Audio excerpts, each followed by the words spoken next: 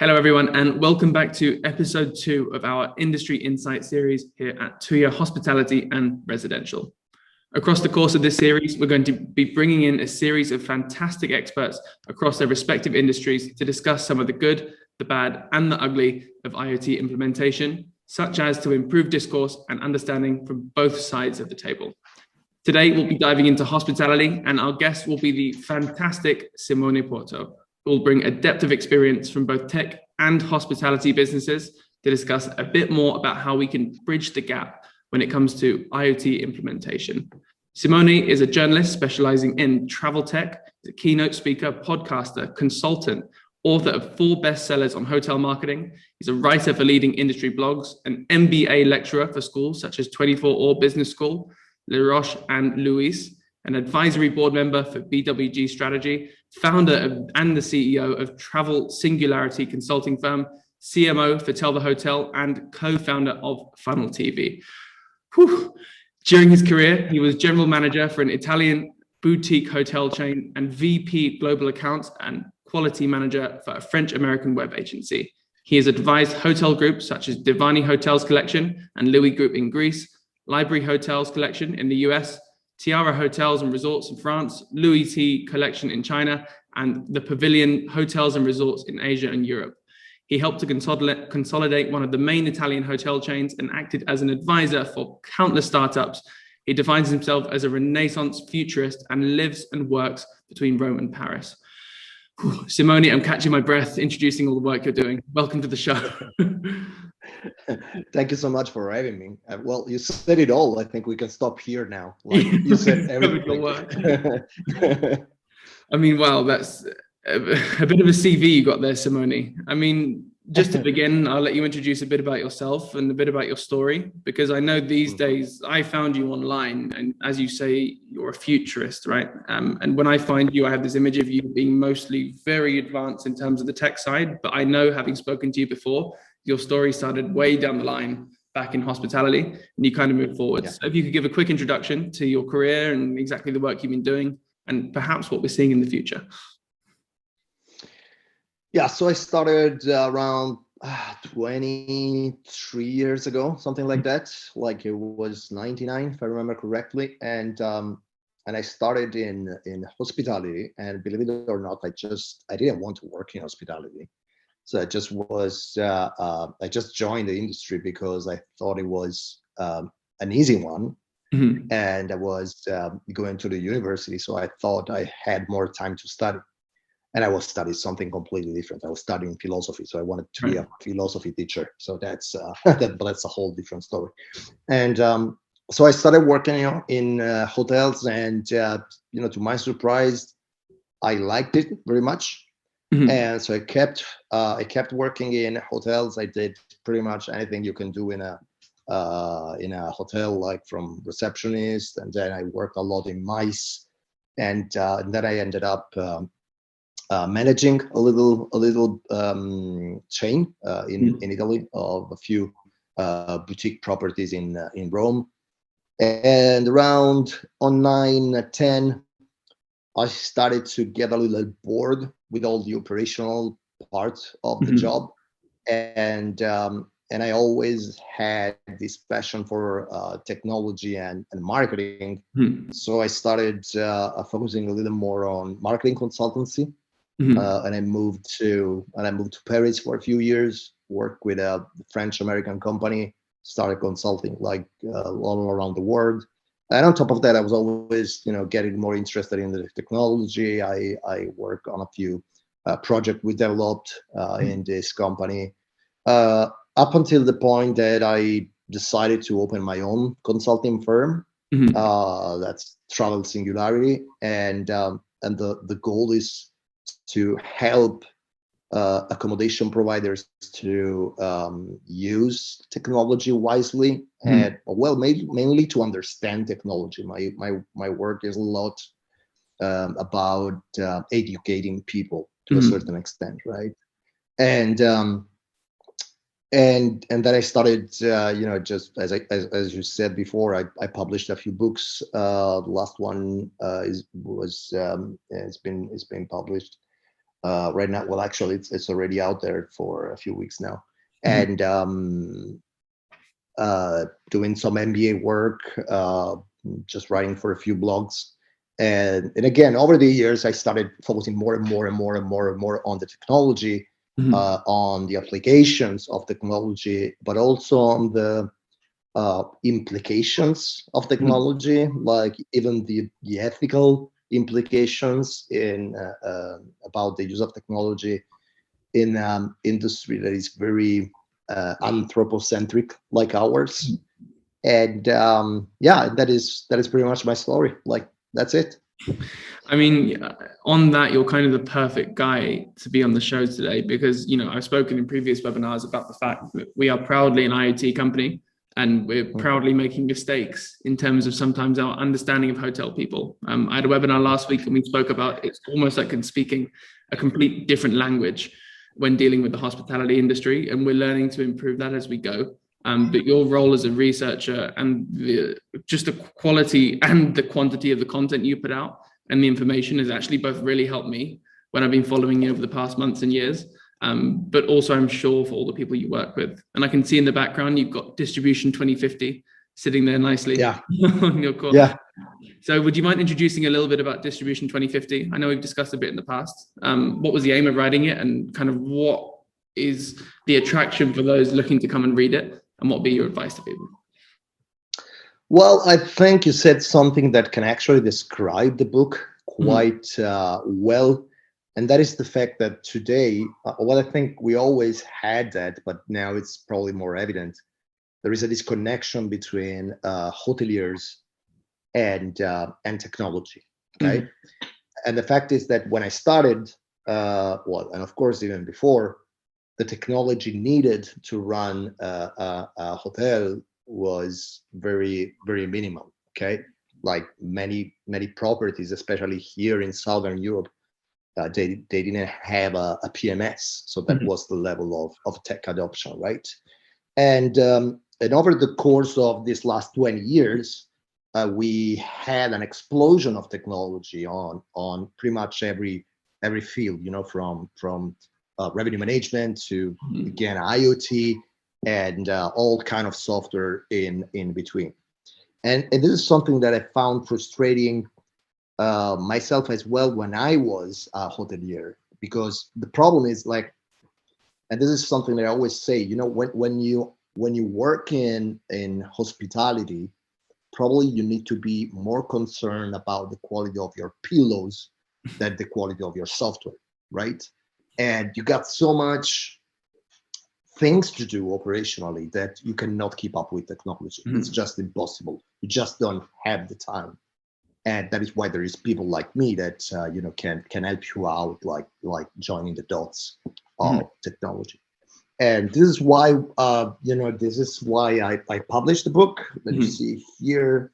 And the idea is, the title comes from the concept of singularity, technological singularity, that has been, it's been around for a while, but it's a moment in time when we think that we will have enough computational power Mhm. and artificial intelligence improvement to create some kind of new era of Mhm. technology. Let's put it like that. And we see that all the technologies that we see now are going towards that direction, right? The problem I do have, especially in hospitality, because if you talk about like tech singularity in industries like gaming, people, they do understand exactly what you're talking about, right? They got all the fundamentals right. Like, they understand blockchain, they understand NFT, they understand microtransaction, all this kind of thing. You start talking to this kind of technology to hoteliers, probably they will not understand it. Mhm. But this is not because they're stupid. This is just because they have so many other things to do during the day that they cannot keep up, Mhm. And so the idea of the book is, I always say that this is like a more like a philosophical book to a certain Mhm. extent. So you will not, like, if you read it, you will not learn how to do something. Like, you will not be able to run a Facebook campaign after that. But my goal is just to make you understand that, look, there are some technologies that are rising. Some of them are already mainstream and adopted in many other industries. So it's probably the time that you start looking into that and you start implementing it. So that was like the main idea, just to write something that is still technical to a certain extent, but can be understood by people that is not necessarily super tech savvy.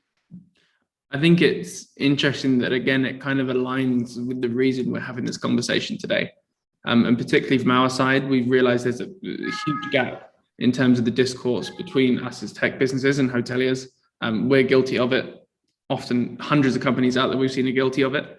And again, it comes back to the point you mentioned that hoteliers are very busy people. They don't call it hospitality hours for no reason, and they have a million things on their plate. And again, we're going to have a lot more of a discussion today about semantics, but this is kind of the idea of why I'm trying to host not only this webinar series, but also trying to put out more content to kind of break down some of the jargon that we often like to use on the IoT side of things and to translate that into real world use cases in hospitality. First of all, once there's a basic level of understanding, then we can go into specific things. It's more about, again, sifting through each aspect of, regardless of whether or not it's IoT or anything else, and translating that into real world value, so that then we can know and move forwards and kind of decide which technologies we're going to adopt and then how we're going to adopt them. So it's really interesting work. And I think it kind of leads us into what we want to speak about first today, is that I know when we had a conversation before, the word you use is a problem around semantics, right? And I think particularly with IoT, again, we're quite bad with that, using the term smart hotel, which I know is a big no-go for you. So, I mean, we're going to discuss the reasons why, and I think we're flipping to the same page as you on this. Could you explain the problem around smart hotel, exactly the phrase, and then kind of what you like to use instead? Okay, that's a good one. Well, let's say that every time I hear the word smart, I raise my eyebrows. And that is because, like, when you say that something is smart, you're implying that what you were doing before was stupid. Okay, was dumb. And you got it like in Europe, for example, over the last 2 years, as you can imagine, we talk a lot about smart working, right? That, again, I found it semantically terrifying. Like, it's like saying, okay, you've been stupid for thousands of years, and now you're like enlightened and you understand how work actually works. That's actually not the case. Okay. And especially when it comes to IoT, the problem is that when we say smart hotels, it's like if we are talking about something that is so far away in the future, so science fiction like, but when you break it down, that is actually not the case. Actually, probably it's the complete opposite. And I think when we first started having this conversation, I made you an example that to me is quite fitting, and that is the fact that I would say up until 10, 15 years ago, there was a gap between the technology you had in your apartment and the technology you could find in any hotel, right? And usually the technology you found in a hotel was way better than the technology you had in your apartment. Like, I remember probably the first time I've seen a flat screen, it was in a hotel, and we still used to have this, crazy big boxes. And so you were kind of used to the fact that, like going to a hotel was even an experience, because you were experiencing some new technology that you were not used to, right? Or anyway, a better technology, a better version of the technology that you had in your apartment.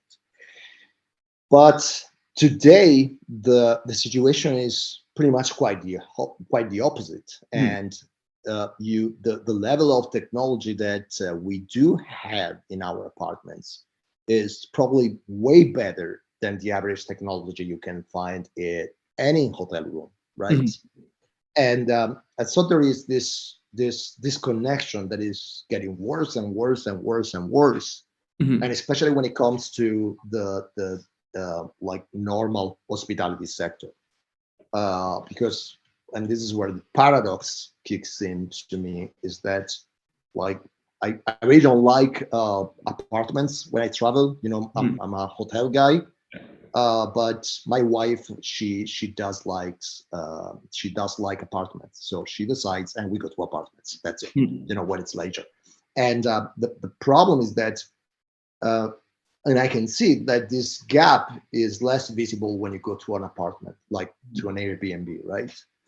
And I have my own theory on that, and that is probably because when you only have one room to improve, it's probably easier and cheaper, and you can also make the mistake to get the wrong technology, and if it's not working or if it becomes obsolete, you just need to change the technology for one apartment, right? It's way different when you have like a 200 key hotel, and maybe you want to, like, a typical example can be, you want to give your guests the opportunity to get in the room without a key, right? So keyless technology. And you pick up the wrong provider, and this provider is not connected to your PMS, for example, or it got bankrupted or whatever. And at some point, you end up with a piece of technology that's probably unusable. And that is, I always do this example, probably too young to remember, but at some point in the past, older people like me could probably relate to that. I'm a movie freak, okay? So I like movies a lot. And at some point, we had this new format that was called the laser disc. And the laser disc is like a DVD, but bigger. It's like as big as a vinyl, right? And it never worked. Like, it was never adopted on a mainstream level.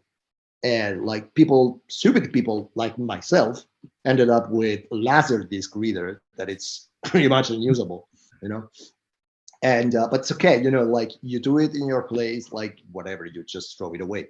Just think about the fact that you have to change your technology on 250 rooms. That start to be very expensive. So I can understand why some hotels, they don't want to risk it, and this opens a whole new problem, and that is the lack of technological standards in our industry that actually create this problem. So yeah, this is the, to me, it's one of the main paradoxes of our industry today, and that it's this connection between what you think you will find in a hotel and what you actually find. So when you're talking about smart, this is where I don't get it, because you're actually not talking about a hotel that is smart. You're just talking about a hotel that is trying to keep up with the level of technology that guests expect, and that guests probably already have in their apartments. I mean, me and you have spoken about this before, right? And it's a degree of friction for people. Like, is there friction for you when you attend a hotel or go visit, right? For the most part, in regards to technology, that friction normally actually comes, we see, from companies who try and go too far with the tech, and there's friction when you have to learn it. And we're now in this kind of transition period in which, as you say, this adoption of IoT, particularly in people's homes, is increasing. And that friction is kind of going to flip over the next few years, in which when you enter the hotel and you're met with standards that you're not used to anymore, right? The things you have in your home are no longer in the hotel. So you have to kind of revert. And I'm not saying it's a tragedy that, if you have smart lighting in your home and you get to the hotel and you can't call Alexa to dim the lights, you're not going to be fuming in the next 2 to 3 years. It's not the case. But again, we'll talk today about how do you find the balance. Sorry, go on. For now, I think, I don't know if I agree completely with you, because I think this is a problem for now. Like, remember at some point, and I don't know if you remember that, but at some point, like, Wi-Fi in hotels was something that you were not always expecting, right? And especially in the US, like, you were expecting to pay for Wi-Fi. Now today it would be impossible just to think about it, right? You go, the first thing you do when, like, the first thing I do, but I think a lot of people can relate to that, when you check in is you ask for the Wi-Fi password, right? So you're not to guests today. Wi-Fi is as important as the bed and the pillow, right? And you expect to have it, to have good Wi-Fi. And you expect Wi-Fi to be free, right? And of course, this didn't come overnight. There was a period of time where we were not expecting that, but there will be a certain moment in time where we do expect some level of technology. Now, some of the tech we're seeing today probably will not be mainstream adopted, and that's fine. But some of them will, and so I think our job, like mine and yours, will be to understand where the industry is going, understand where is the hype, and where is the right application for this technology, and suggest entrepreneurs what to implement and what not to implement, because otherwise this gap will be always bigger and bigger and bigger. At some point, the friction you talk about will be so big that it will be very frustrating to actually go to a hotel. I think it's, again, for now is a very big term with that. And I think pre-COVID, there was a bit less pressure, let's say, particularly towards hotels on this. However, we love talking about the pandemic, but particularly in regards to IoT adoption, and then also hotels, we've had an environment in which everyone is now focusing on home improvements. So from the IoT side, we've seen really massively increased adoption in, let's call it smart home for now, as the industry will be called, in that people are, as working from home and spending time and money into investing, improving that environment. So the adoption has gone really well in that sector. But of course, we speak to hotels all the time, and normally the phrase is, okay, just let us get back on our feet post-COVID, and then we'll kind of consider this. And again, that for now period is getting shorter and shorter. And we're not here today to scaremonger any hoteliers who are here. We're not trying to tell you that the end is coming and your tech's going to be obsolete. What we kind of want to discuss today, I hope, is, like you say, picking the key things that we would suggest in the short term, implementing. And then I guess what we try and do at Tuya as well is, as much as possible, provide a platform that you can just continually build that stack as you go forwards. Because it kind of jumps back to the point you said, right? In that if you pick, for example, that smart lock provider who goes bust, you've only got one piece of the puzzle. And all of a sudden, if you want to start adding things on top of that, you have to consider integrations with the lock provider, with the PMS. And then if one piece of that slips, you're in a bit of a sticky situation. So, I guess I'll just quickly introduce what we do here at Tuya a bit. I know I've told you before, is that we were working a lot in smart home previously, and also ranging with companies like Siemens, or working with Lidl doing the smart home range. And we saw, particularly for hospitality, less so for apartments, there wasn't really any mainstream systems in place for the management of the whole IoT going into the hotel, particularly on a very, let's say, basic level in terms of the language. We looked and we didn't see a hospitality industry focused solution for the management of not just one, let's say, smart Airbnb or Airbnb, but again, a whole hotel. So it was just infeasible to try and implement this, because hoteliers were trying to take those different pieces of the puzzle. They go and find an energy savings provider who will install the sensors, then a smart lock company who will do that. We kind of realized that we have this platform full of smart devices. It's been fantastic. And we've had software developers from around the world building on top of it. And we said, okay, let's try and make an industry focused solution to make sure that we can speed up the adoption. Just because the feedback we were getting was that it was hoteliers being like, look, we've been trying to find a way to do this. But as you say, we're really concerned at the moment, A, with COVID right at the beginning, and B, service and putting linen on the beds. Trying to put together this technological puzzle right now is just not on the agenda. So what we do is just try and make it really accessible. And I was kind of explaining to you before, we don't really tend to focus so much on the end hotel as our partner. What we do is that we take what we've got from our IoT platform. We first made a SaaS platform, and we call it a B2B system. So it's targeted more for those companies. Let's say a hotel management company or an Airbnb company. They can white label the whole thing and then go and take that to their hotel end clients and then deliver that as a smart solution. Because, we don't kid ourselves. A, we're not complete experts in hospitality. We don't speak the language. We're just here to provide the businesses who are with the tools that they need to kind of speed up the adoption.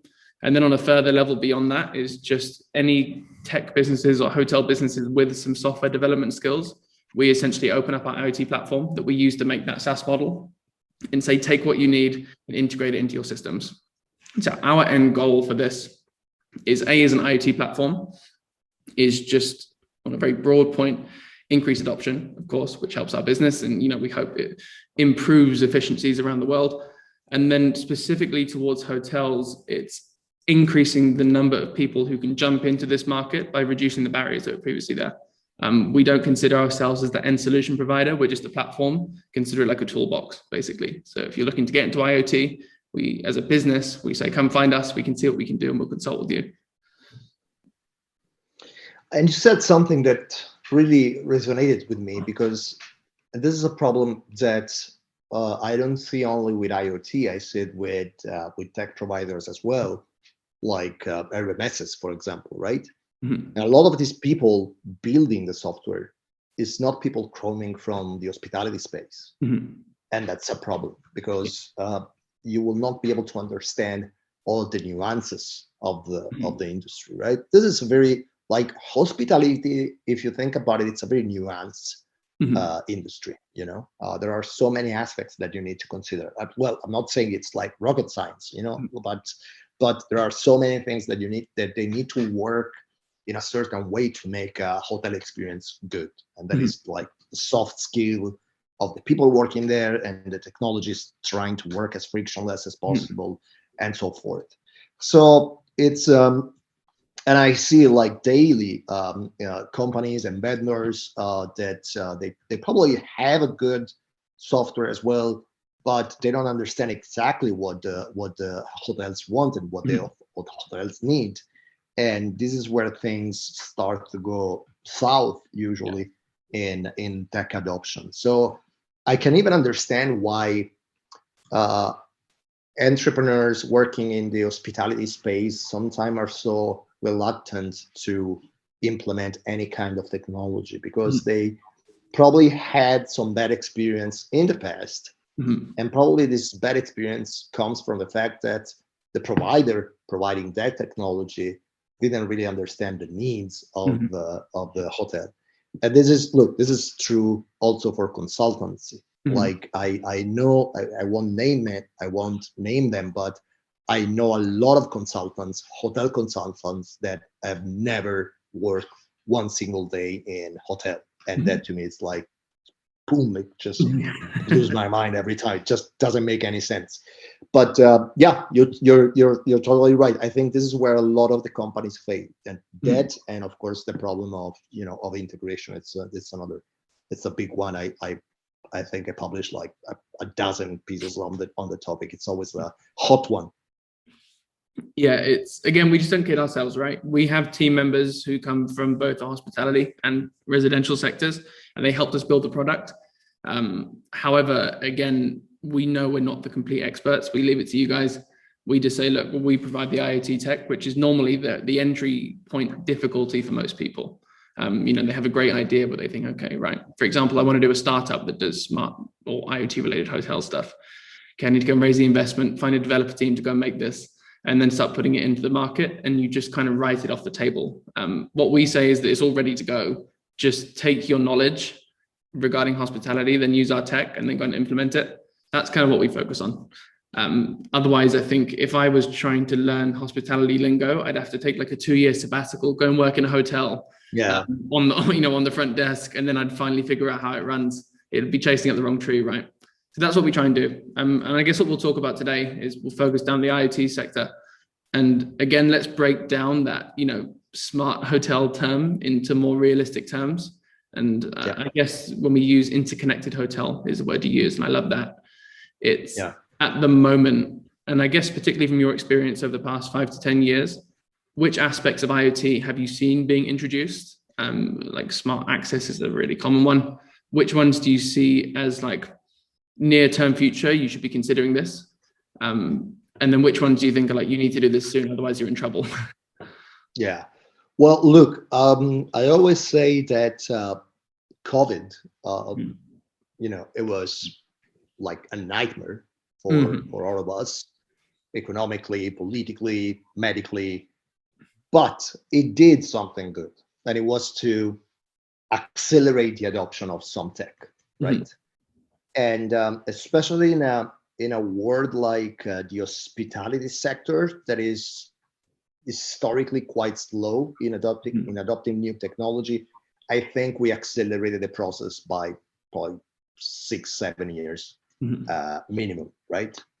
And of course, I think the one that you need to implement, like yesterday, is touchless technology. Yeah. So like just make sure, and there are already several studies on that, on the fact that post-COVID, a lot of the usually properties that implemented some level of touchless tech, like keyless entrance in the room, for example, or online check-in, for example, they had a better results that hotels that actually didn't, and that is, I think, what, again, nothing of that is new. Like I think Hilton probably started being keyless in 2014. So I mean, it's nothing new. But for the first time, I think like even smaller independent properties understood that this could give them an advantage, right? And I think something interesting happened, and that was that, like, people, and I'm talking about guests now, that never really even thought about self-checking in, or not having an interaction with a human before going into their room, they started to taste this new approach because of COVID, because they were forced to have that. But now they probably kind of like it because they know that they can remove what I call the logistics of travel, and this is something I talk a lot about in my book. And that is the fact that, to me, like, a good technology should be invisible, right? And a good technology should take the human factor and the human value and bring the human value back where the human value is actually needed, right? Like when you go to when you check in to a hotel, there are several things that a receptionist will do for you that will not improve one bit your experience. Like, to me, the fact that there is a human being or a machine taking my passport or my credit card would not improve my experience, right? Yeah. It's like when you go to a supermarket, like, I always ask this question too whenever I talk about that, like, just tell me the last time you had a great experience at a supermarket. They don't even know what you're talking about. And that's the fact that when you go, and the only thing a human being is doing on a supermarket is scanning your items, and that's it. You probably don't even remember the name of the person. And but on the other hand, for example, you would like to have some kind of human connection with the people working in a hotel. And to me, we're getting on a scary situation right now where, for example, when we do hire receptionists, that again, to me, are the diamond of any hotel strategy. Like I can do whatever I want. Like, I can do a perfect marketing strategy. You can do, like, create a perfect frictionless experience in the room. But if something goes wrong with the receptionist doing check-in, everything goes out of the window, right? First impressions. Yeah. And so the problem right now is that we are hiring receptionists not because of their soft skills and because they can actually interact with the guests, but because of their knowledge of the software. Now, like, I can understand that, as a hotelier, I don't want to retrain somebody on my PNS. Yeah. Okay. So basically, I will take somebody that is a little more tech savvy than soft skill kind of guy. And that is a problem, And so my whole idea is, if we can reduce the workload, the technical workload of humans, we can remove humans from boring, repetitive tasks and put them back on where the human value actually is, right?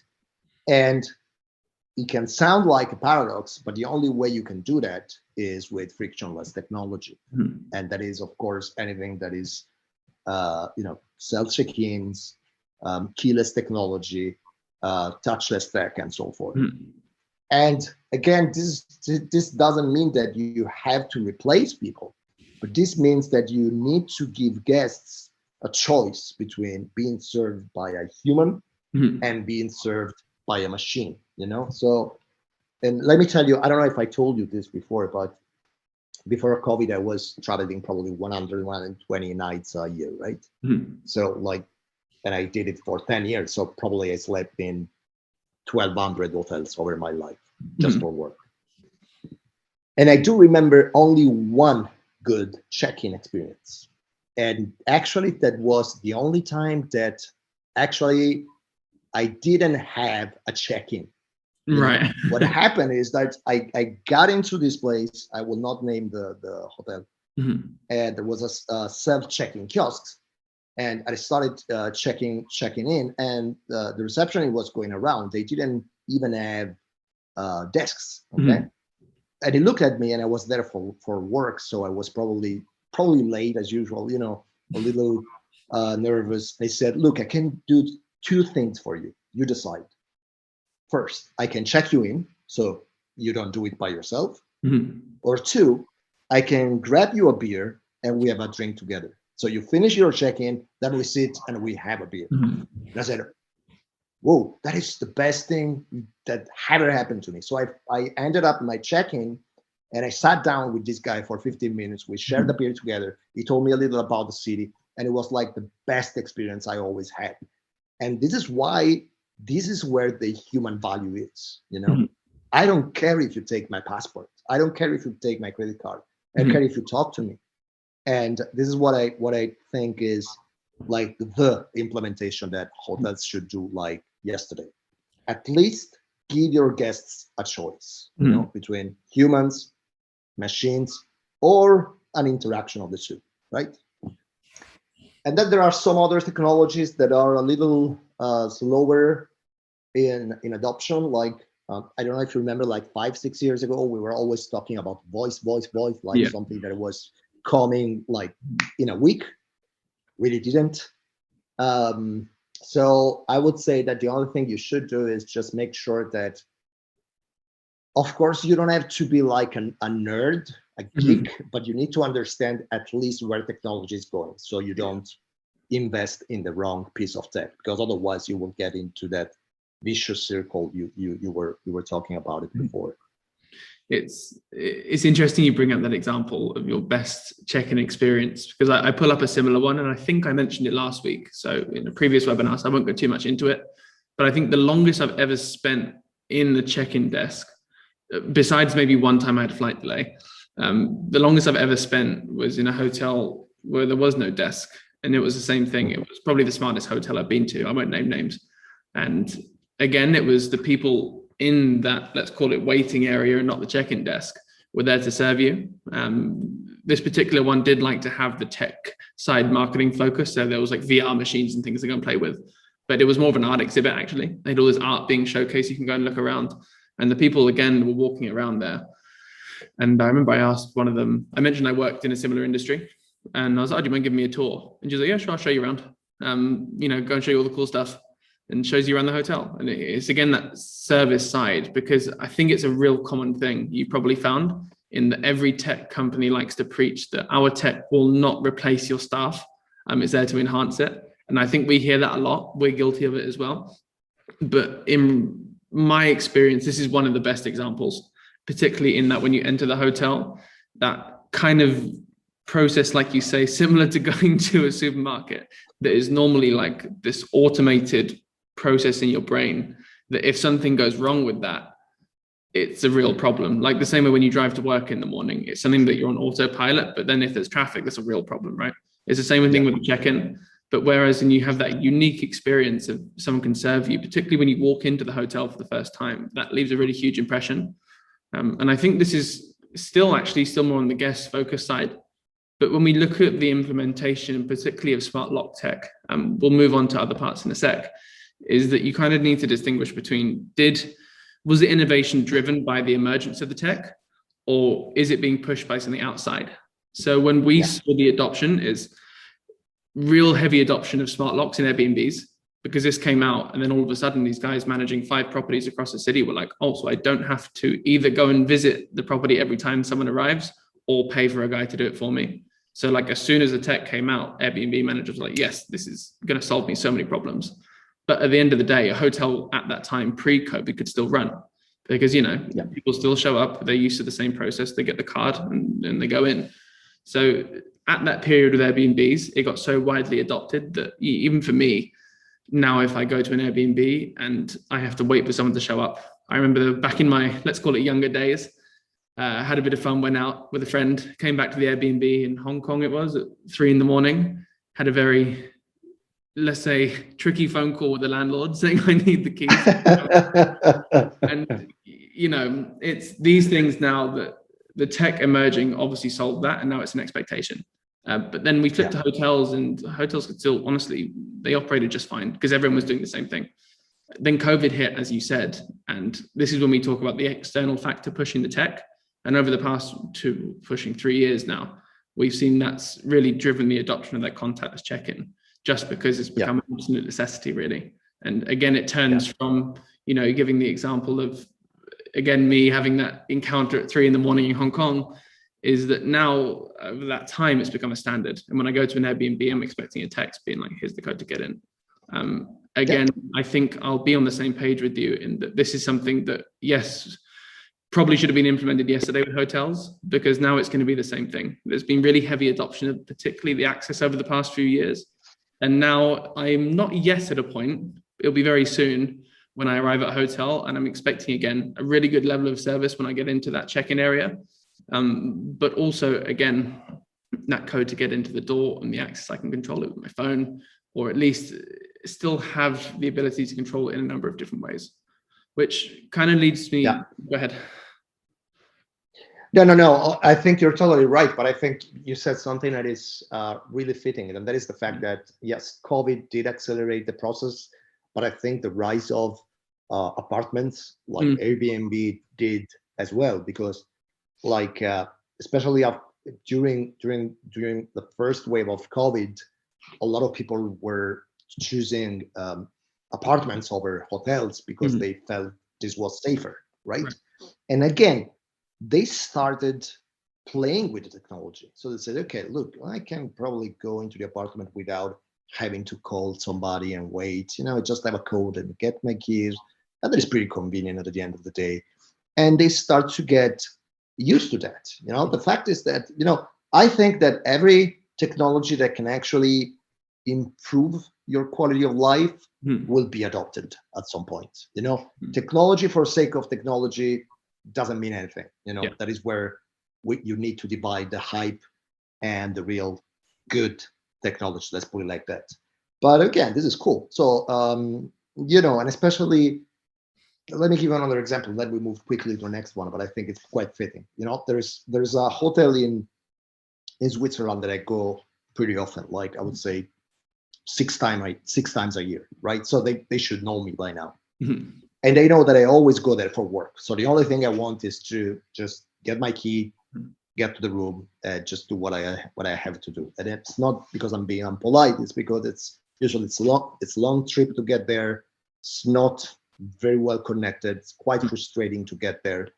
And you can, if you're good at soft skill, you should read my face and you should understand that.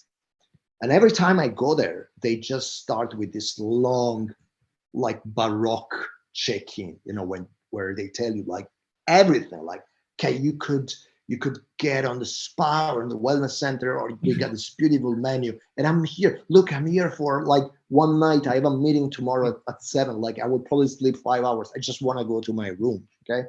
And this is where we don't get it. Like this human touch, like quote unquote human touch, is something that maybe guests don't always want. Sometimes they just want to get straight to the rooms. Okay. And again, the more we start playing with these different approaches. And a little bit is we're getting used to that because of Airbnb, and a little bit is because of COVID. There will be a point where we expect that in a hotel, and again, it will not be like the henna in Japan, where you got like dinosaur androids checking you in. That is like fired, didn't they? I think the dinosaur fired recently. It's a marketing stunt. That's something else. And that's another problem with technology. I think there are mainly two problems. One is that when you talk about technology, you can just say, just a phase, or it will never catch up. And just always remember that Bill Gates at some point said that the internet was just a phase. So everybody can be wrong. Mm-hmm. And the other one is like making the technology like spectacular in the Hollywood sense. Like, okay, we got whatever piece of technology you implement in your hotel, it will become a science fiction hotel. That's really not the case, And I think at some point we will have a balance, what I call the hybrid hotel, where you can actually choose if you wanna do anything with a human being, or if you want to go straight to your room and leave, And I think that will be pretty much the approach. That's why I'm saying, if you want to implement technology, this is not science fiction. While actually this is something you had to implement last year, minimum. It's when we look at the IoT side from our perspective, at least probably for the next 5 years, it's not about making that guest make the choice that I have to use this IoT smart solution now. It's, for example, let's talk about in-room control. Is the smartest hotels I've been to, yes, I can still go and flick the light switch and the lights turn on for me. I can still flush the toilet without having to call Alexa to do it for me. It's the point is more about offering the extended range of control with the room or the hotel stay that you would have in your home, right? So like there's still all the option, particularly on the tech side. If I want to walk in the room, I'm 60 years old, I'm living back in my house in the cottage in the countryside. Of course, I don't have smart tech installed. So that friction will come if there's not the light switch on the wall, right? However, that being said, it's about giving the choice. So for me, is the younger generation who does have this in my home, I want to be able to get in there and control the things in the same way that I would in my house, right? This is what we're talking about. The smartest hotels I've been to, they will always have that level of analog control. So again, it's the choice with the tech, but then also, like you mentioned with, do I choose to interact with the people at the hotel on the human side? And it's just increasing the range of ability you can use to interact with your stay. And it's about that degree of hyper personalization and making sure each guest is the maximum range of choice available to them so that there's none of that friction, right? And this is what we talk about with personalization in hotels. From my understanding, the level of hyper personalization we like to talk about, in which, I walk into the hotel and it knows the temperature of my bath. It's here, right? It is here now. We do that here at Tuya. However, I wouldn't call that an urgent one. I think we can start implementing it now. And we do see a lot of hotels doing it. Just knowing, for example, okay, Simone's coming for the 6th time, he's here on work. Okay, on a simple level, I know that I don't need to bother him on his stay. I know that he likes the temperature to be XYZ because I can see on that. That can be started to be implemented, but it's just coming in stages, right? And when we look at the implementation of any tech, I think in terms of a piece of advice that I would give to hoteliers moving forwards is have the next stage in mind always. I think we can talk about this a bit. Is that it's often that you'll have a salesman come to you at a conference and sell you this fantastic individual piece and say, okay, look, we have this amazing smart lock solution, or we have this Alexa solution for your hotel, or we have whatever.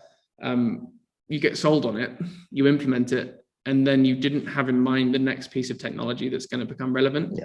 And then that becomes a problem, right? So, I mean, what we try and do as much as possible is that Tuya, we create a platform that we've tried to predict at least 5 years ahead. And include as much of the tech in terms of IoT you need for a hotel so that you can build the stack as you go. And we prefer to do it that way. We just see problems at the moment in that, mostly because of the availability of the tech. So that's why we open up our platform to give to these providers. It's just that people get sold on an individual piece. And then the problem they have is that, okay, I didn't think 2 years ahead, what's going to change now? And now I have to fix this again. And then it comes back to hoteliers again, getting sick of those tech guys coming and selling me stuff, I just don't want to do this. So, I mean, on Yeah. the point of advice, it's you work with so many hotels and tech companies. What advice from your side would you give to a hotelier in particular to begin with? Then we'll move to tech companies. So, advice to hotels in terms of implementing tech and specifically things around IoT, if you have any insight on that. Yeah. Well, first of all, again, I don't think that you should implement any new piece of technology just for the sake of it, and that is where we're all guilty, like consultants, techno enthusiasts. Like, of course, like to me, like I love technology. So look, if I find a robot cleaning up my room, that's for me, that would be cool. Okay. But maybe it's not in your company's values. So it's probably something that you need to think about. So first of all, company values. Right. Yet you don't have to be blinded by the company values, because you need to understand what your guests are expecting and how your guests are changing. And you hear a lot that, like you talk to hotels and they say, look, my average client is 60 plus. Okay. So yeah, I know, but there's something like very inevitable with our lives, and that's the fact that these people will not be there forever. And probably you need to start thinking about a new generation that probably wants something slightly different, right? So sometimes I understand that there is this lack of vision, and you say 5 years, and I think in some cases, hoteliers they are not even capable of looking 6 months ahead. But again, I think the problem is always because they're like burdened with operational tasks. And the second one is, so let's say, does it fit your company values? Yes or no? So let's move to the next stage. Do my guests want that? Yes or no? That's easy. You just do a semantic analysis of your reviews. You will understand what your guests want. Okay. Third, and this is a little more complicated, you need to divide the hype from the real good application of technologies.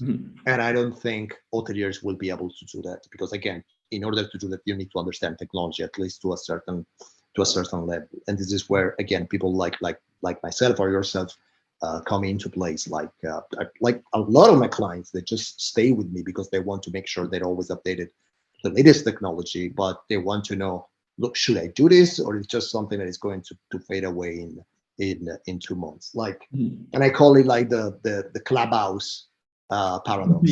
Like at some point, like I had hotels calling me. I said, look, should I open a clubhouse channel? I said, no. This is going away in 3 months. And of course you can be wrong, but we spend more time reading about technology, talking to technology vendors, so maybe we have a clear understanding of what is going on with tech, right? And again, because the risk of implementing the wrong piece of tech is quite high. And then we got the final, and I think this is the biggest problem we have in our industry today, and that's the problem of integrations, right? Like sometimes you see some entrepreneurs that would really love to implement new technology, but they cannot do it because they're still cursed by these old legacy systems that works in silos. And there's nothing you can do. The only thing you can do, again, it's probably just before you want to implement like keyless entrance, probably we need to change that PMS that has been coded in the 80s, and now it's a mess of spaghetti code, and it will not connect to anything. And this is, and of course I don't expect, and I don't even want that hoteliers understand like what an open API is, or why you should, like it's our job to explain this in simple terms for them. And again, not because they're stupid, but because when I go to a hotel, I don't want to talk to a tech savvy people. I just want to talk to somebody that understand how my pillows should be like, how the temperature should be like. I'm not going to a tech shop. So that's the problem of implementation over there. And I know, I don't know I kind of know what the situation is over there because I do have a few clients in Asia. But here in Southern Europe is pretty bad. Like we are cursed with too many local providers, like Mickey Mouse companies with like five clients, and so we need to clean this up.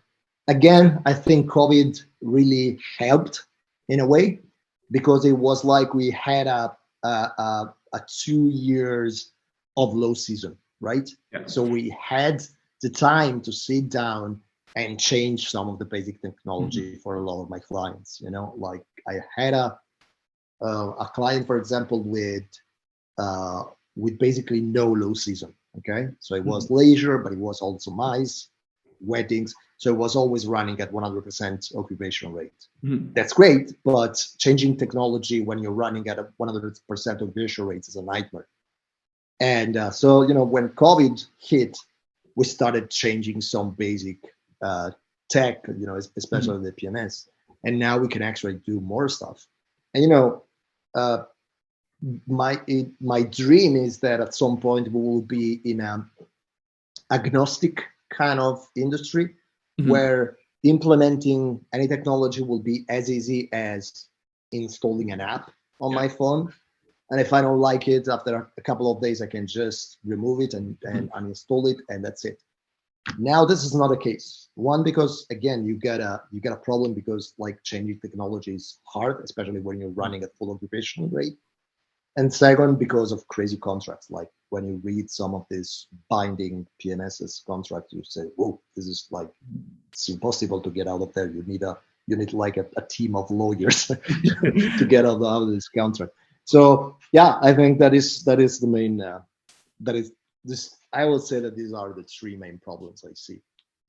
Do you think there's a correlation from what you've seen, particularly over in Europe, between PMS being used and level of technology being implemented? That might be a stupid question. I think I know the answer, but it's not a stupid question. It's the central question. Yeah, it's actually the central question. Again, you have people that want to do things better, smarter. Well, look, let me give you a stupid example. Like a lot of hoteliers, they don't realize how much time they spend on charging credit cards. Okay.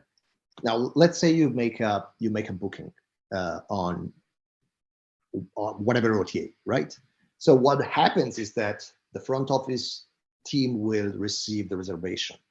Now, in a perfect world, this will run all through the PMS payment gateway. Done. Okay. There's nothing to do.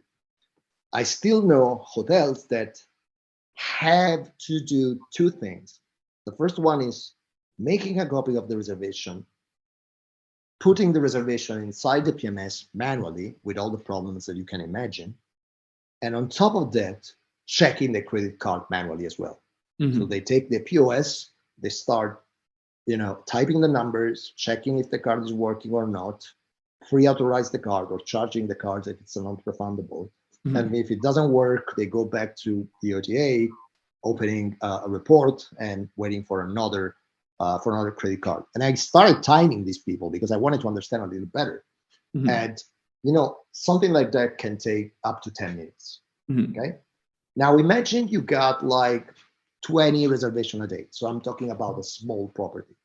That's 200 minutes of one of your guys just charging credit cards, right?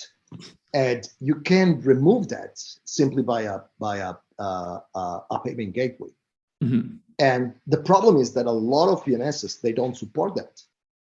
And so maybe you want to do it, but you cannot do it. And you're always in the same problem, you know? Okay, let's change the PMS. But changing a PMS is probably the most, I always say this thing, it's a joke, but it's probably serious. After divorcing, changing PMS is the most stressful thing you can do, you know? Because it just, you need to retrain people, you will lose data, it will be a pain, you know? And so a lot of hoteliers, they don't want to do it. Say, look, I don't want to change the PMS now. Like, let's do it just manually and let's waste a lot of time on that. So your question is not stupid. Your question is actually one of the central questions in our industry today.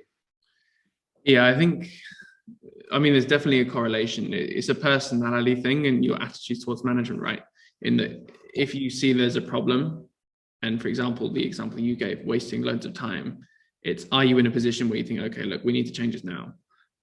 We see a lot of companies at the moment who, I mean, our clients generally are people who come to us and have the attitude to change things, right? They're coming to an IoT solution provider.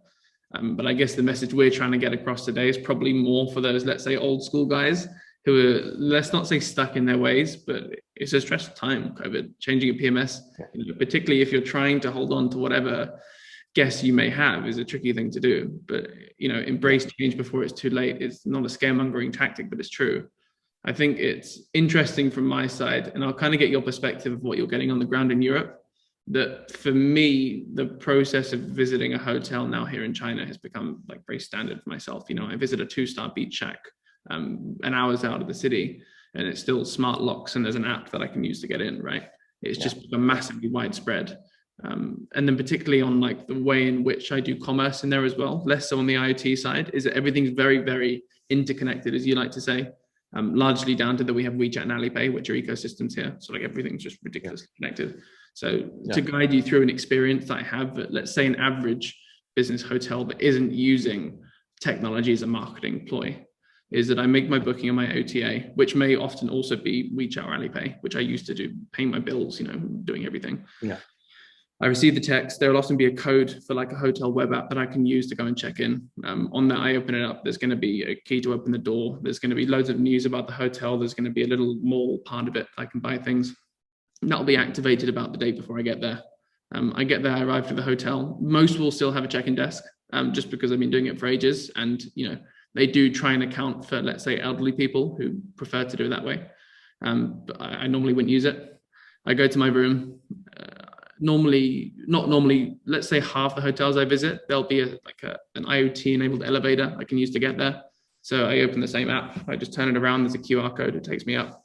The smartest ones you go to, they're all facial recognition, but not so much in Europe.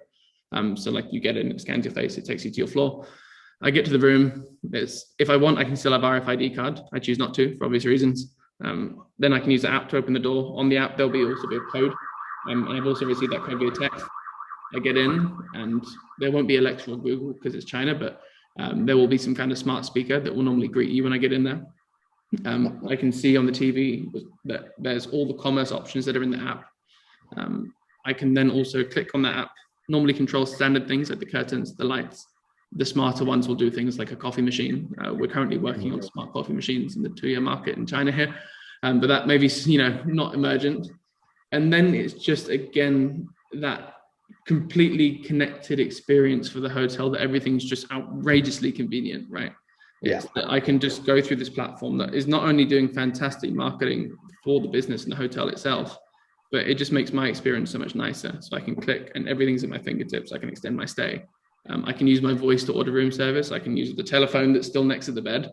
I can use the app to do it. I can do all the same pieces of tech I can use. So my voice, my phone, all the traditional way to control the things in the room. It's just this experience that to me is becoming considerably more standardized. Like Huazhu Group, which is I think maybe the 5th biggest hotel group in the world. They've rolled it out across most of their hotels here in China, I think, or if not a vast majority. And it's becoming like an increasing standard. And this isn't being reserved in China for like the 5 stars. Normally 5 stars are actually the opposite. They will have tech available, but they focus really a lot on the human service because people expect that's what they're paying for. The IoT side at the moment now in China is very, let's say, accredited towards business hotels on a basic level. It's just like you say for those business travelers who don't want that human interaction really, but the hotel's still thinking, okay, how do I squeeze revenue out of him? How do I offer these more opportunities for him, make his stay nicer, but then also sell him things whilst he's here? And that's how I find it to be.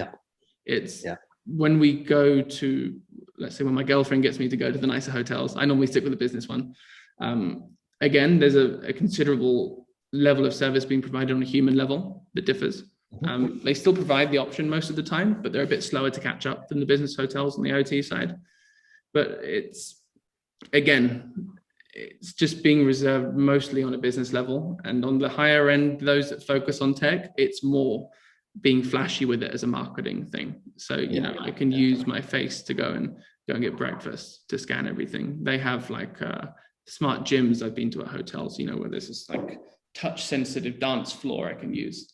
I didn't use it, and maybe if I did, the videos will never be shared. But these are on the gimmicky side of things. But I think the key message from our side and the IoT point is that don't consider it to be something reserved for like 5-star hotels or Japanese hotels with dinosaurs at the front desk. Yeah, exactly. These are things that are mostly, to be honest with you, targeted toward business hotels. From our side, that's our target client, let's say, hotels that focus on that point. Just because it massively streamlines operations. It's largely around the locks. We didn't really talk too much about the other side today, but it's just adding that stack to make that experience much more fluid for the guest, much more efficient, but also open up some more retail as a connected hotel. Yeah, absolutely. Look, there is a chapter in my book where I talk about that and talk about like all the book is pure speculation. Okay, it's my vision of what hospitality is going to look like in the next 20 years or so. And there is a chapter about how I see hotels in like 10 years, 10, 15 years. And that is, to me, we will not be talking about like star rating or not even reviews anymore, but there will be like a techno-centric hotel, tech-centric, human-centric hotel, and hybrids. And that is exactly what you were saying, right? So like I think a lot of the hotels will start to implement anything from IoT to touchless tech to make sure that they can cut the number of human employees to the minimum and offer better rates. And I think that will be great, like for business or for budget traveling, right? And then you will have like the property in the middle, and that I think will be the majority of properties, where you will have like a hybrid of tech taking care of one part of the tasks and humans taking care of the rest. And then you will have like the luxury. And now when we think about luxury today, it's like, okay, beautiful swimming pool, like beautiful rooms, and like wellness center. But maybe in the future we will think about luxury in the way that luxury will be everything that will be done by humans, right? So you will be willing to pay to make sure that a human being is following you up for pretty much any request, like from whatever, take my luggage, that will not be a robot, that will be a human. Even if, again, there's no need to, like, why should a human do that? There's no added value, but maybe you want to see people suffer. I don't know. And so that to a certain extent makes sense. So I totally agree with you. On top of that, you said something else that really resonated with me, and it's the fact that you guys have something amazing like WeChat that we do not have. There's nothing like that in Europe. Like in Europe, travel, well, even retail to a certain extent is completely fragmented, right? So I think for you it's even more frustrating where you come to Europe and you see that there is this disconnection between everything, okay? And because you're not used to that, you got this beautiful closed ecosystem where you can pretty much do whatever you want. You can pay, you can book, and you can use it for so many different things. And we don't really have something similar to WeChat in Europe, and we don't even understand that. Like I have a lot of clients that they want to get more Asian guests, and they do everything they shouldn't do. Like, okay, I want more Chinese guests. Let's advertise on Google. Okay, this is not really the way to go. Probably let's build a microsite on WeChat. It will make way more sense. And so I think for you, it's probably even more frustrating. But I totally agree with you 100%. I think you can take the two sides of that, right? For me, I haven't lived here all my life. I've only been here for the past 2-3 years now. So I do see both sides of the coin, and I continually miss certain things more. So for example, if I'm flying back to Italy and I'm staying in a vineyard in Tuscany, I don't really want the full smart experience. I'm there to go and have this like amazing experience with local people, right? It's company values. Yeah. Company values. What I told you before. Exactly. That's not being crazily high tech. It's not company values. Just going there to sleep and drink. Yeah, take what suits your company, right? Like, what's your selling point here? For most people we work with, tech shouldn't be your selling point for your hotel. Like it's reserved for 1% I see of people that we work with, the majority is just how does it enable things to work better around me? Like on really simple terms, the IoT we see most popularly adopted is not sexy stuff. Like, people often like to have robots flying around everywhere when we talk about what is going to be this smart hotel. The most common things from our side we see being implemented, yes, smart locks is one. Certain sensors for things, for example, occupancy sensors, or particularly during COVID, knowing how many people are in a public area were like a huge bestseller. I see great work being done also on the Airbnb side, actually. I'll give a shout out to the guys at NoiseAware and Minute. We're not really working with them, but jumping back to what we said before, when the tech comes out that just immediately solves a problem, those guys kind of pound that pain point. I thought that was really good. And then also my personal favorite smart device that I love using, because you can get them here. We make them and they go for like $15, $20. And it's just, if you've got an old AC unit in the room or an old TV, it's an infrared rerouter. It's called a universal remote control. So instead of having to like refit the AC unit, you essentially put in this device for like $10. And you can then use your phone as essentially as a remote for the AC or for the TV. Yeah. These are all like really not sexy things to do, but they make such a huge difference. But again, look, I think the problem, probably one of the problems is all the science fiction movies from the 80s. I think they gave us a strange perception of technology. Mm-hmm. And I was talking like one of a friend of mine, she's the CEO of this huge chatbot in Japan. And they do several things, and they do hospitality as well, right? So they got like a lot of data. And we were having dinner once, and I said, "Look, what is the question that is asked the most to a chatbot in hospitality?" And I was expecting something like crazily, high tech, like do you guys have like facial recognition or drones or whatever? And it said, "You want to know? Is the tap water drinkable?" So that is the most asked question. And again, technology doesn't have to be sexy. Technology usually is not sexy. Mm-hmm. It's just solving a problem, improving the efficiency, reducing the workload of people, and even if I don't like the word anyway, just making your experience frictionless to a certain extent. Yeah, I agree. There's an interesting question actually that came from that I was trying to guess in my head as you were saying it, what's it going to be? I was like, what do I normally ask the front desk? And it definitely wasn't the tap water one. I guess I've been here. It's crazy. It's crazy. Then I started like I do have some share in a chatbot company, a small chatbot company here, and again, and the most interesting thing to me is just looking at the questions, and it's always like the most basic stuff, like, can I bring my dog with me? Like, or, do you guys have a parking or something like that? It's not like, it's never, can I pay with Bitcoins? It's never that. What's your transaction address? I'll transfer you. Yeah, exactly. I mean, I'll ask you a question again on that then. Again, talking away from tech being sexy, but I've again come to accept certain standards that I work with here now.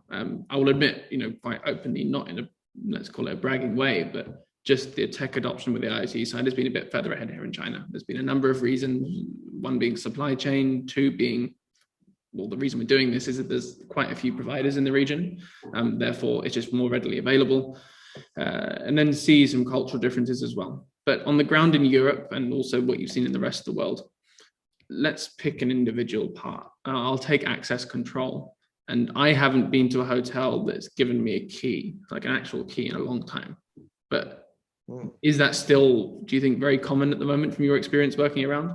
Or is it still like people mostly working RFID? Look, so I was in Sardinia last week. I will not tell you the name of the property. Mm-hmm. Beautiful property, and I was there for I was giving a lecture, right? And they didn't even give me a magnetic key. They gave me a physical key. like, with this huge key holder, like, so the first thing I did, I just removed the key holder and just put it in my jeans, because it was impossible. So you still have it. And I don't know, like, sometimes it's you can call it, like, you can market it as nostalgia marketing, if you will. But it's still like, look, it's so uncomfortable, like, it's so uncomfortable just to go around with keys. So it's you can see it a lot here. Yeah, like to me, the example I always like to give is that when I lived in the UK, I grew up in quite an old house, and all the properties I lived in growing up all were physical keys. And I think this kind of aligns with what we're saying today. And I think I mentioned to you last time, it was never a problem for me. Like, there was times I had to, once I broke a window to get in, the other time I had to jump over a fence. But it's something that at the time, maybe because the tech wasn't that readily available, I was like, okay, I'm going to accept it, my mistake. And then I moved here, and every apartment, I've lived in 6 different apartments now, and every single one has a smart lock, right? So it's now like, okay, for me to go back would be a real pain in the ass, and that's the cause of friction, right? It's these are things that I put into my head, and they often translate from apartments to hotels in things that I don't want to go backwards, right? And this is the friction we talk about. There's now, like, I'm moving into an apartment next week, actually, and now that one was pre-installed with a range of smart lighting or smart curtains in there. And in time, that's going to continually be more common, right? Most people, there's some companies in the US who are doing loads of great smart apartment work or IoT connected apartment work. And it's the same thing. It's especially for young people in a rental property or a hotel, once you start having this as your standard, and you get so used to things, particularly in a rental property, because you do it for a long time, it's over time. I'm not saying it's coming next week, but certain things will, as we've discussed today, become that frictionless experience in which you are now going back in time with your hotel, right? Like the TV example you gave. But you come back to my point again, like, technology that will be mainstreamly adopted will be the one that will make your life easier. And that is not only for hospitality, that's for anything. It's like saying, look, I can go now, take my phone and listen to whatever I want on Spotify, right? And it's like saying, but I like it better when we had Napsters back in, the late 90s, and it took 3 hours to download a song. And that's, for nostalgia reason. And that, to me, it's the exact same thing. It's when you do something and you always do it in a way, like, probably you don't even understand that there could be, like, different approaches to that, right? You're used to that, and that's fine. Okay. The moment you do it on a different way and you see that is working better, you get used to that. You get comfortable with that. That is, again, what COVID did, in my opinion. Just it exposed people to technologies they've never seen before. Like, this is what I called, let me tell you something personal, but this is what I called the Pasquale paradox. Right. Pasquale is the name of my father, right? And this guy, like, considered always against technology all of his life, And at some point, he was going to the bank, like, every week. I said, look, you can do all this stuff online. You don't need to waste like half a day every day. So, no, I don't want to know about that. And after, it took me a couple of hours to explain to him. But now he will never even think about going physically to a bank, right? So it's just, you got exposed to the technology, and this technology can be like complete hype. So it's something like you can like if you're a tech geek like us, or it actually makes your life better, right? And if it makes your life better, it's very hard to go back to what it was before.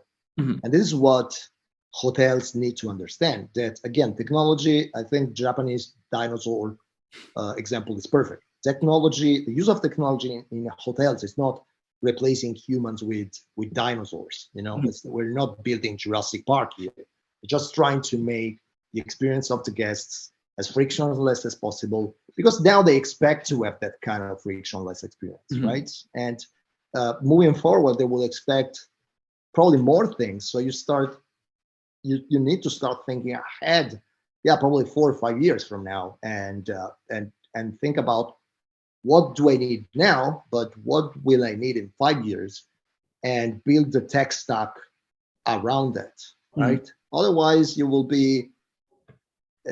become obsolete, and that will become a problem. So again, you will not become smart. It's just that you will become obsolete if you don't do it. Yeah, I love the Pasquale complex. And I think it represents something actually on our side as well. I was literally talking to my dad last night, and he was saying the same thing. He's now switching around, and he says, "Oh, look, I remember I was on the train yesterday coming home. It's still cold in the UK." And he was like, "Hang on a minute. Because I didn't want to come home to a cold house, I went out the house for 6 hours, and therefore I left my heating on and just wasting energy all day, right?" So like on a home level in this individual home, he was like, "Right, I need to make a change. So I'm now finding him a thermostat to put in the house." And you use the term as improves your life, right? And I think on a smart or an individual home level, it's about life improvement. But I guess in an indirect way, it works for hotels. But when you put that on a business level, and you realize these things, that particularly if you picture it in terms of your own house, which sometimes hospitality people do and sometimes they don't, and then you think, hang on a minute, I wouldn't do this to my home. I can make such huge benefits to my business, particularly in doing this with such small changes. But it's just, again, importantly about having the systems in place, right? Knowing how to do it. It's not like, me saying, okay, quick, I need to fix my heating problem right now. Let me just go and find a random thermostat, put it in place. Because later on, as many people with smart home have done, they realize there's friction between different platforms, right? So particularly if your business, with the risk is much higher. My dad can go and switch a thermostat if he needs to make a change. For you to go and switch 300 rooms worth of thermostats is a problem if it doesn't work for your smartphone, right? So I think a key message, we'll probably try and summarize a bit as well, for hoteliers to look at this is, you spoke about it with PMS. It's about making sure that if you're looking to put these systems in place, message one is that we encourage you to think not just about the individual item you're looking to change, but how that works together as part of a puzzle that's going to be coming over the next 4 to 5 years, 10 plus, if you need to think that far ahead, right? Don't think individually. Don't get maybe sold so easily on an individual piece. Always keep in mind the platform you're using, particularly around PMS, and just picture these different pieces that come together.